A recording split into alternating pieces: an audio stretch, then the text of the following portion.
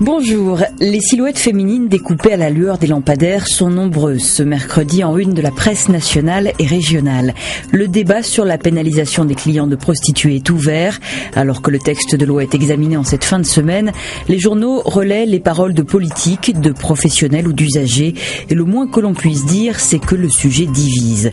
Au sein même des partis, nous dit Libé, les paroles sont dissonantes, au point d'occulter le reste du texte de loi. Il n'y a pas que la pénalisation du client, il y a aussi une meilleure protection de prostituées étrangères et un parcours d'insertion. Le Monde relève aussi les clivages et donne la parole plus loin à 3 hommes prostitués. Ils racontent leur parcours, leur rapport à leur métier. Concernant la loi, ils martèlent que rien ne les oblige à rien, qu'ils sont à même de fixer les limites sans l'État ou les féministes. Mais rien n'est noir ou blanc. Autre son de cloche dans le Parisien aujourd'hui en France, avec le témoignage de Rosaine, ancienne prostituée.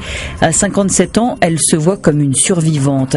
Vous pouvez vous enrichir, dit-elle, mais à chaque main qui vous touche, vous perdez une partie de vous-même. Pour le client, vous n'êtes qu'un morceau de viande. Elle parle de la vulnérabilité des filles sur le trottoir, du non-choix. On ne vient pas à la prostitution par hasard, c'est souvent le compagnon, le père qui vous y emmène. La France se prépare, nous dit le Figaro. Elle met les moyens en place pour intervenir militairement en Centrafrique dans quelques jours.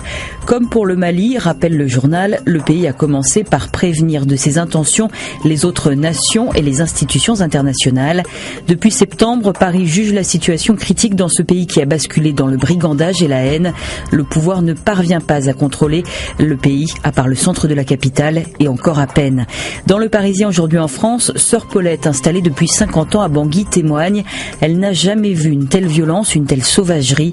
Les enfants de son école sont terrorisés. Ils savent qu'un peu plus loin, dans la brousse, il y a des massacres, des viols, des pillages. L'horreur, Huzaifa Edress l'a connue en Syrie. Libération en fait son portrait du jour. Ce pharmacien a dirigé un des centres de premiers soins à Bab Amro, l'épicentre de la révolution. Il est aujourd'hui réfugié au Liban, contraint de fuir quand les autorités ont lancé des appels à la haine en montrant sa photo parmi d'autres à la télévision.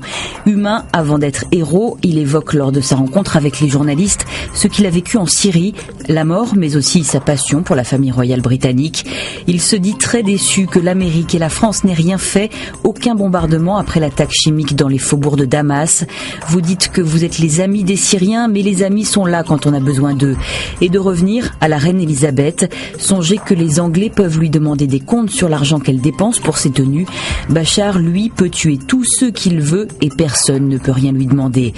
On se quitte sur ce dessin de Willem et son œil acéré sur la Syrie. Bonne lecture, à demain.